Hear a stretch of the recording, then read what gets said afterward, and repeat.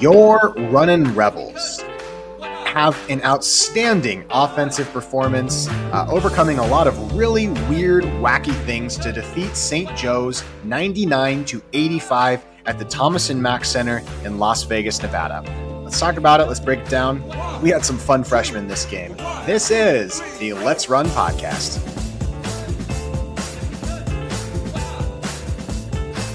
Folks, welcome to the show today. Grateful to have you. Grateful to have you jump on the Let's Run podcast with me as we have our live show after the Runnin' Rebel victory at the Thomas & Mack Center over St. Joe's.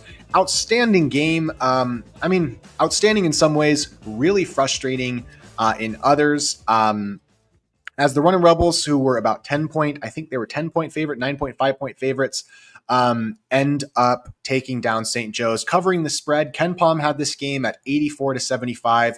So UNLV covers the spread in both Ken Pom and in the betting lines, taking down what in this St. Joe's team, I think that this, I don't know how good this win will age. I mean, St. Joe they're fine. I mean, they're not they're kind of a middle of the road A10 team. Obviously on the season, they have had they had a really rough loss to Virginia Tech, and now kind of a rough loss to UNLV. UNLV jumps up to 99 in Ken Pom ranking. So UNLV breaks the top 100.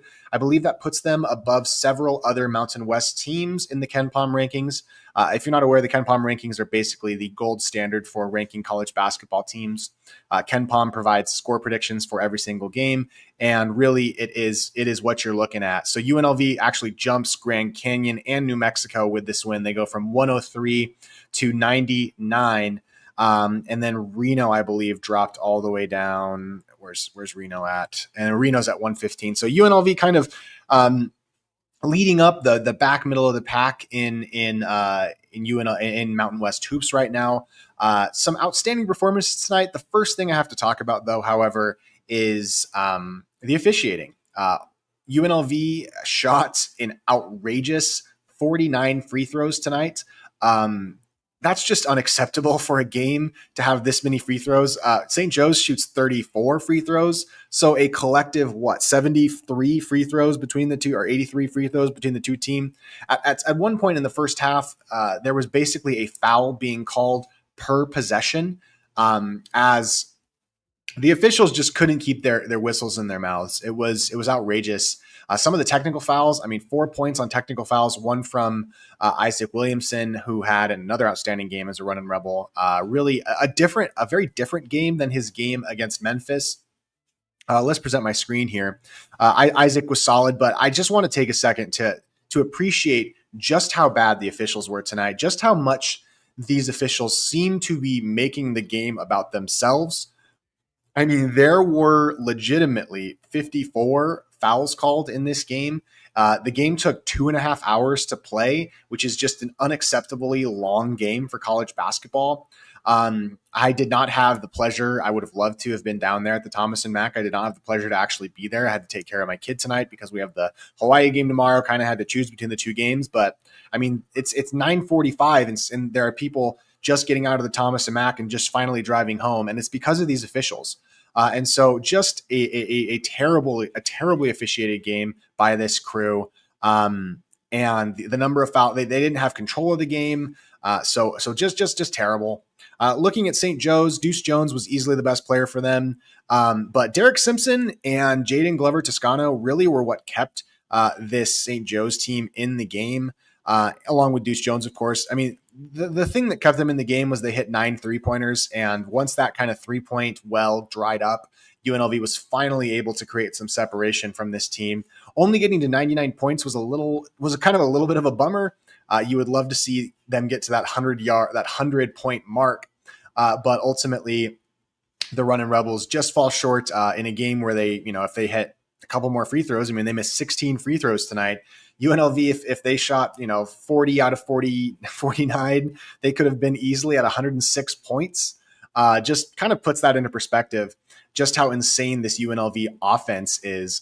Taking a look at their offense, UNLV is up to the 67th ranked offense in the country. If you're wondering why that number isn't higher, it's because of the paltry, the horrific, that only got worse tonight, 3-point shooting.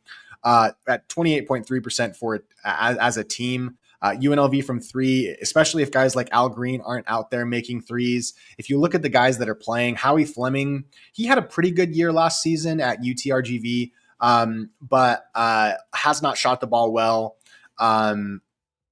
In his time as a running rebel, but Howie had a pretty good game too. Let's break down the individual player stats for this one. So Dre Gibbs Lawhorn leads the Rebels in points tonight with 20 points, 4 of 8. He was 3 of 8 from three, 7 defensive rebounds, 1 offensive rebound, 3 assists, 2 turnovers, a block, 2 steals, and 4 personal fouls. Dre, especially in that first half, had an incredible block. Was really steady tonight, played really controlled. After a string of games where, he had moments where he'd be playing well, but a string of games where his numbers weren't super impressive. Dre is one of the most important guys in this team, and seeing him kind of take this leap and play well tonight was huge, especially heading into the Players Era tournament where we will need him to play well in order to compete in that tournament. He led the team in minutes, 37 minutes. Dre, an outstanding performance tonight. I'll talk about the seniors first, and then we're going to talk about the freshmen, and especially one guy in particular. Howie Fleming, like I mentioned, had a really fun game. 12 points. He did shoot 3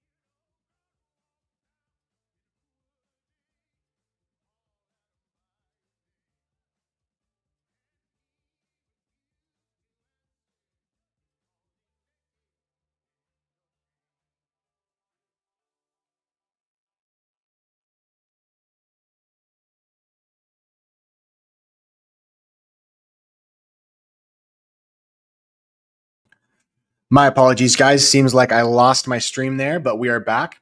When I was scouting Howie as a player, I didn't see a lot of this.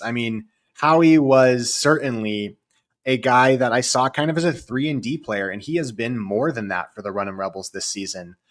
He's been a distributor. He has been the muscle. He has been the perimeter kind of front line.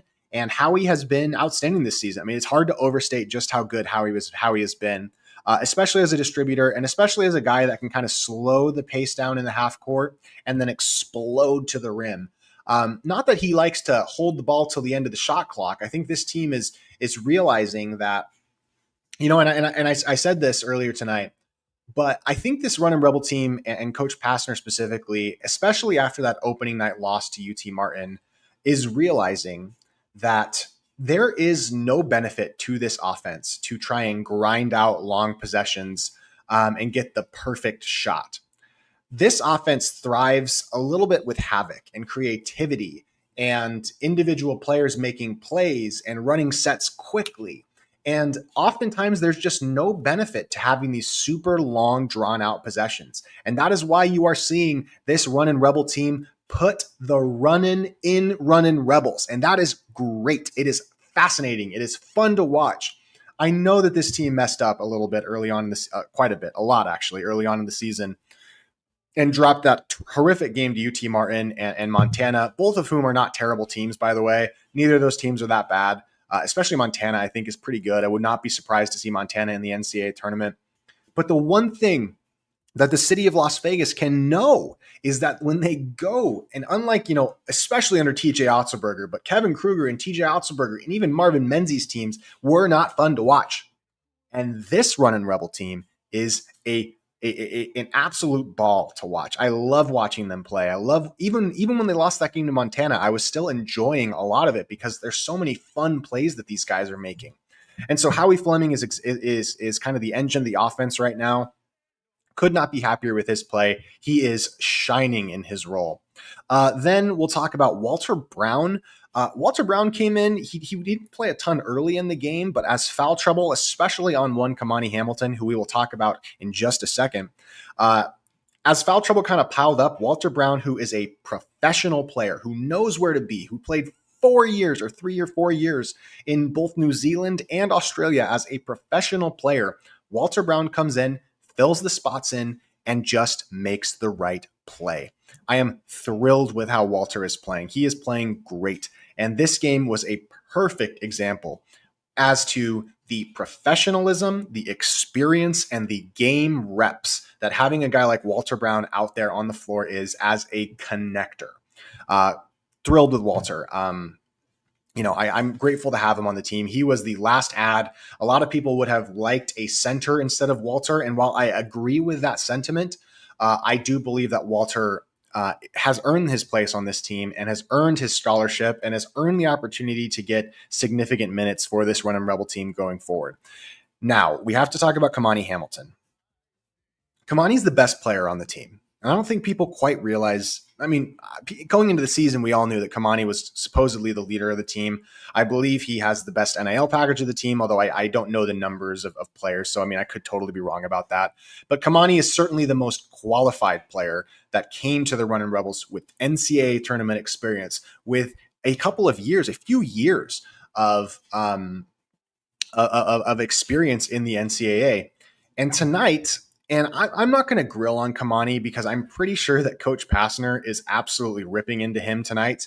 And he's a grown-up man. He's either going to get it, he's either going to play under control and keep those fouls down, or he's not. And that's kind of where we're at with Kamani. And Kamani's an outstanding player. He was not playing in control tonight. He did hit a 3, which was nice to see. 2 of 3 from the free throw line, 7 rebounds. I mean, but he fouls out. He gets 4 personal fouls, and then 1 technical foul. Fouls out immediately. 3 of the fouls were completely unnecessary. Were not close to the basket, or were after the play was already finished. Kamani needs to control his emotions. It feels like the officials have gotten under Kamani's skin. And listen, the officials were not good. I totally get being bugged by the officials. But Kamani's supposed to be the best player on this team. And while I love the freshman contributions that we are getting on this team, we need Kamani to be more. I will get to your guys' comments in just a second. Let me see. There's actually not that many, so let me just go through them real quick. If Kamani score 1 more point, we have 7 guys in double figures. Yeah, that's insane. The level of scoring creativity from top to bottom on this roster has been really fun. Vinny says, great team win. Tavon says, I want to go to the players tournament, but I do not want to make that commitment. Yeah, I mean, the players era is going to be really expensive. It's going to be, I don't think you're going to see awesome crowds for the Runnin' Rebel fans. I'd like to go to at least one game. My mom says, it's great to have the running back in the Running Rebels. Yes, absolutely. Could not agree more. They are running their butts off. So Kamani, I love you. Think you're great. This team cannot reach, like Josh said this post game, this team cannot reach its potential without Kamani Hamilton playing well. It just can't. It may be fun to win games like we played, like we played tonight, like we won tonight, but it's not sustainable unless your best player, your senior leader who has that tournament experience, is playing well. And I have faith that Kamani will play well. I think we're going to see him explode in one of these players era tournament games. And I'm excited for that. And I hope that, and I know that Josh will hold him accountable. And, he knows, I mean, there's no point in me railing on him. He knows exactly. And Josh is going to tell him plenty. And the assistant coaches are going to tell him plenty. And he knows how important he is to this program. So Kamani is still appreciate Kamani. Let's talk about the freshmen. All right. I know we've beat around the bush too much. First one, we'll talk about Jacob Benarbi. I made a joke in that Memphis game that Benarbi looked like Nikola Jokic. And listen, obviously he's not putting up the production of a guy like Nikola Jokic, but Jacob Benarbi he's blowing my mind in how much he's improved. He has soft hands. He catches the ball well. He excels out of the high post. Jacob Benarbi in the high post with his back turned to the basket is about as dangerous of a position that this UNLV offense can put forward right now. And also letting him kind of play point center off the top post, takes pressure off of guys like Isaac Williamson, like Howie Fleming, like Dre Gibbs-Lawhorn, who none of whom are, I mean, Isaac is, but none of whom are very natural point guards. Having Jacob at the top of the post, the top of the key, really just kind of orchestrating an offense is something that unlocks a whole new level for this Runnin' Rebel team. He ends up with a double-double, 12 points and 11 rebounds, 4 assists, no turnovers. Good for you, Jacob. I'll be real. I thought Jacob was an end-of-the-bench guy. I like Jacob. He's a player that I've run into a couple of times, said hi to. I don't know that he would know me personally, but Jacob is just an awesome player, and I'm so grateful for the progress. 3 personal fouls tonight, didn't foul in the second half, played controlled, got boards. I mean, if Jacob Benarbi's this type of player, we have something here, man. I mean, it's so fun, especially with Emmanuel Stephan and Ladji Dembele dealing with injury issues, and Ladji just doesn't look healthy still. Having Jacob play well is key to this Runnin' Rebel team. Next player we got to talk about is Isaac Williamson. And I thought it was kind of interesting. One sec, Mr. Kelly question. Where would be a good place to get some? Oh, sorry. I just got a DM from Boog. Good to see you, dude. I don't know if you're listening or not. I'll let you, I'll answer back your DM in just a sec. So Isaac Williamson tonight, 15 points, 9 of 11 from the free throw line, only 1 rebound, 1 assist, 3 turnovers, and did have the 2 personal fouls, one of which was a ridiculous technical foul. I just think, but at the same time, you can say this about Isaac and you can't say it about Kamani. Isaac got that technical foul and was frustrated with the officiating and didn't let it destroy the rest of his game. Didn't foul out, didn't just immediately, get a bunch of frustration fouls, kept his emotions down. And as a freshman doing that, and listen, I get it. I don't mean to, I'm not trying to talk about Kamani here. I want to praise Isaac for this. I mean, keeping his cool was awesome. And he was the guy that we went to at the end of the game to make free throws and to kind of ice it a little bit. Isaac was great. He is playing like an upperclassman. And man, we needed him in that UT Martin game. Oh my goodness. And so I'm thrilled with Isaac, but now it's time to talk about the MVP of the game, one Tyrin Jones. Tyrin Jones was a Kevin Kruger commit, believe it or not. I mean, we knew this. He committed to the Rebels when Kevin Kruger was still here. After Kevin Kruger was fired, Tyrin had options. He was about a top 100, almost a top 100 player in the country. I think, especially given his level of play so far this season, he was undervalued as a recruit. He's kind of big. They list him at 6'9". I think he could be 6'10" or 6'11". He seems taller than that to me. Only 190 pounds. I think he's put on a little bit more weight than that. But Tyrin, after Kevin Kruger gets fired, had every reason to say, I guess I'm not going to go to UNLV. And Josh had every reason to be like, I just kind of want a new slate here. But Josh saw something in Tyrin, and Tyrin, I think, saw something in UNLV, in Josh, in the program here in Las Vegas. And he said, there's something I can do there. And Tyrin was outstanding, not just on the offensive floor, where he was a freak of nature with 2 unbelievable, almost 3 put back dunks that just explode off the page, explode off the screen. Because I was not at the game, obviously. I saw it on the live stream over the Mountain West Network. But Tyrin was also, and this perhaps even is a bigger deal for the short-term possibilities of success for this Runnin' Rebel basketball team, Tyrin was protecting the rim. Weak side help. When guys were getting a step or half a step on Dre and on Isaac, who was there in the back line to help? It was Tyrin.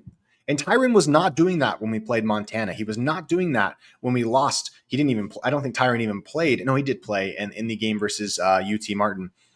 And Tyrin embracing that role as not just kind of a forward, but a rim protector has opened up this defense and has vastly improved this Runnin' Rebel defense, which still has a way to go. I mean, the Rebels still gave up 85 points.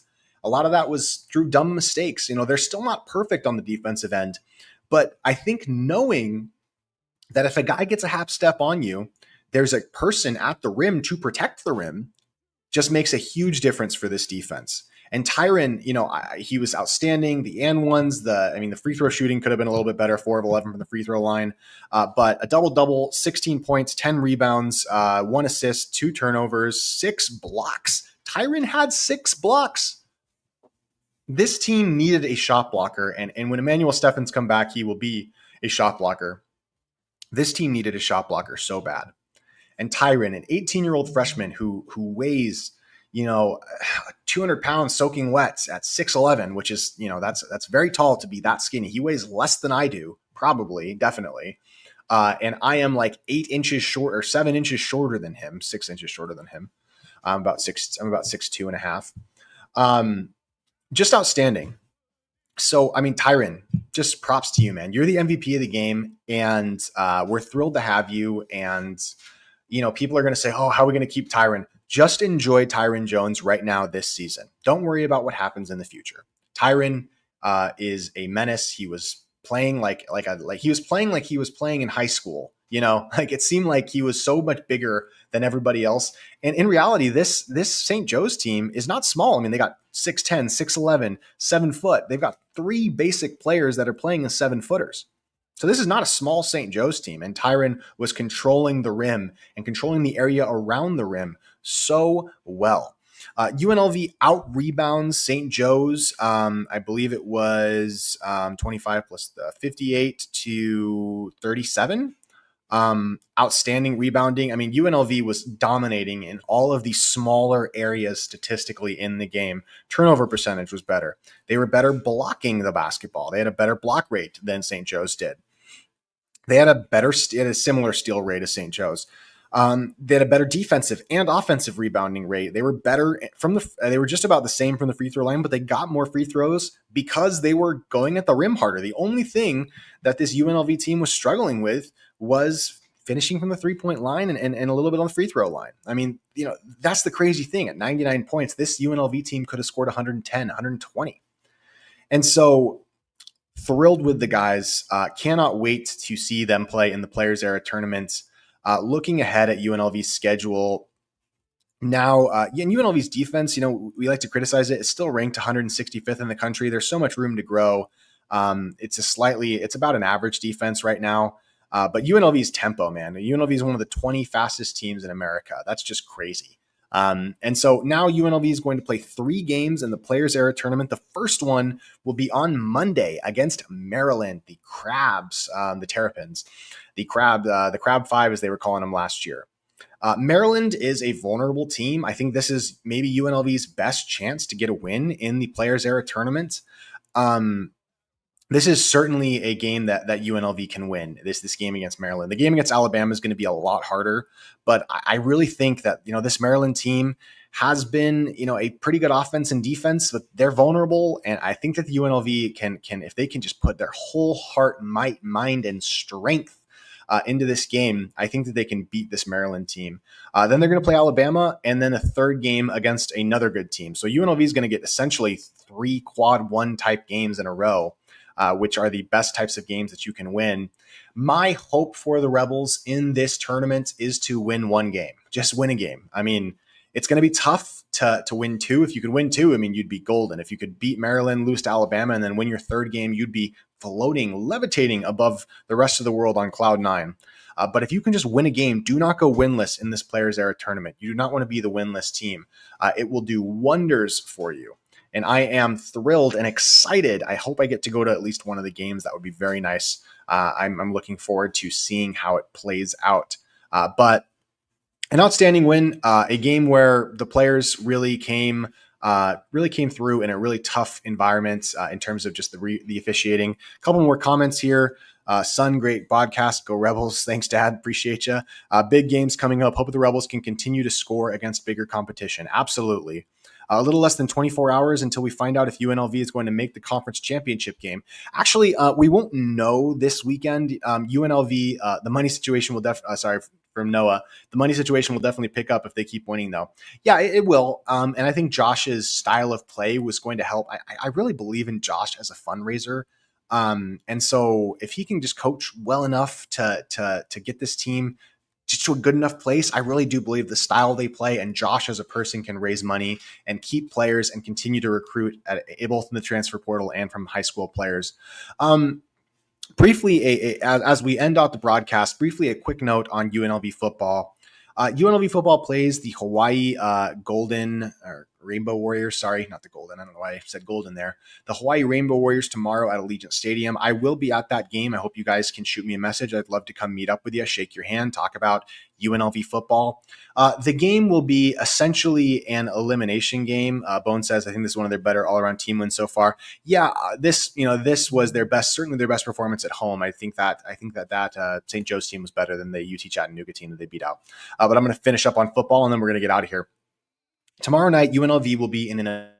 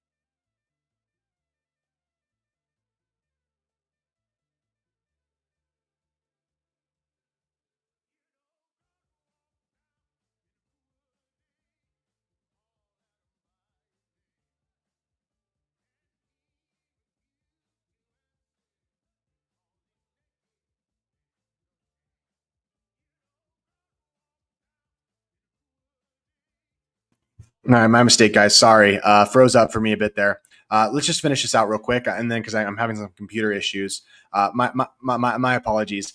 UNLV, if they beat Hawaii tomorrow, will eliminate Hawaii from the conference championship race. UNLV, by doing so, will put themselves in a position to where if they win out, if they can beat Hawaii and they can beat Reno, they will have about, based on the conference tiebreakers, because there's essentially going to be a 5-team logjam for second place in the Mountain West Conference, especially if San Diego State loses another game.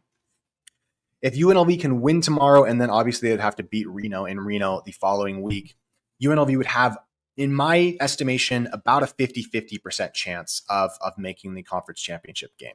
They lose, they're out. And this Hawaii team is better than that Utah State team that we were able to beat last week. So crucial game for UNLV football. All the marbles are on the table. If UNLV will require either either Boise State or New Mexico likely to lose a game. We need them both to get to 3 losses. Both of those teams sit at 2 losses because they have head-to-head tiebreakers against us. We do not require San Diego State to lose, but essentially, if there's a huge tie, it's going to go to computer rankings, and computer rankings generally favor the UNLV football team. So, lots of technical issues there. I would just say just win, you'll have a decent shot. But even if UNLV wins out, it's important to note that they do not control their own destiny. They cannot guarantee that they have a spot in the Mountain West Conference Championship game. And to be fair, I think Hawaii is going to beat UNLV tomorrow. I'm picking Hawaii. I have been very adamant that I've picked against the Rebels a lot this season. I think they've pulled some games kind of out of their butts. And, we'll see. That doesn't mean the Rebels are going to lose. In fact, I've picked them to lose, and they've won a lot of games. So I guess we'll see how it plays out. But I'm thrilled. I'm thrilled about this Running Rebel victory. I'm thrilled about where UNLV football is. UNLV sports are interesting right now. And Allegiant Stadium will be a blast tomorrow, as it is the battle for the 9th island, the battle for the giant golden pineapple. It is a rivalry game. We have our rivalry with the University of Hawaii. Can't wait. So I won't have a live stream before that game because it's on Friday night. I'm at work, but I will be live post the game. That'll be pretty late, a live stream tomorrow night, but I will be live. I hope you guys will check that out. Love the Running Rebels. Shout out to Tyrin. Good win tonight. UNLV football. Hopefully Jet Thomas plays tonight and plays tomorrow night, and hopefully we can pull that one out. It's going to be tough though. And just appreciate you guys. You guys having an awesome. Yeah. And I did pick Hawaii to be the worst team in the Mountain West this season. So Shows how much I know about predicting things. I think I give better post-game analysis than pre-game analysis, to be honest with you. You guys have a wonderful night. I appreciate you, and let's run, Rebels.